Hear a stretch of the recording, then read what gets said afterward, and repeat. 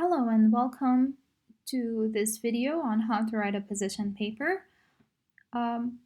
Here we will be talking about how to expand your outline into position paper. So for that you would need your outline, of course. So open up your outline and then make sure that you change the date and change the title of assignment to position paper, and do indicate which plan you've followed. Then insert a title over here. Make sure that there is no extra space between the position paper and the title, and then type your research question and thesis statements over here again.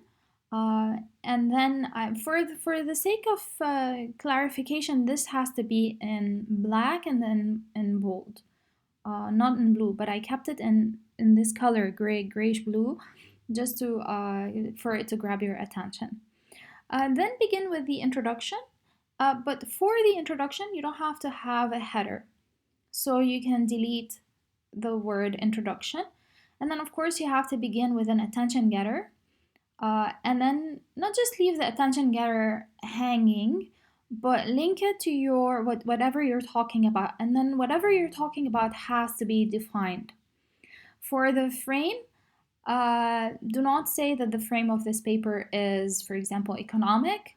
Say the economic ramifications of this problem have been felt severely in particular areas, for example. And then you state the importance of the issue. Make sure that you transition from every point to the second point, and not just keep them as free sentences. The paragraph should read smoothly and it should flow. Here in the second paragraph, you begin your background information. For background information, you can keep the title. Just make sure there is no Roman numerical over here. So keep it in bold, in black, not indented. And here you list your background information. Then you follow it up with a literature review. For the literature review, you can keep also the title. When you begin the arguments, you can also have a title, but the title shouldn't be a brief overview of opposing position. It should be something from the content of what you're talking about. For the literature review, what you can do is you can copy paste your entire literature review into the paper itself, the one that you have written as a separate assignment.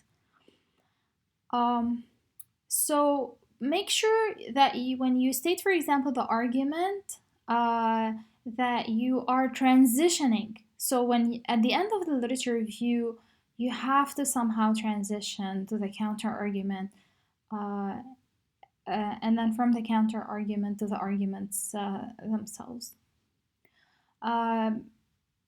The arguments do not have to all be in one paragraph. Like argument 1 should be can be a separate paragraph. If you find that the paragraphs are too long, more than a page and a half, then break them up into smaller paragraphs.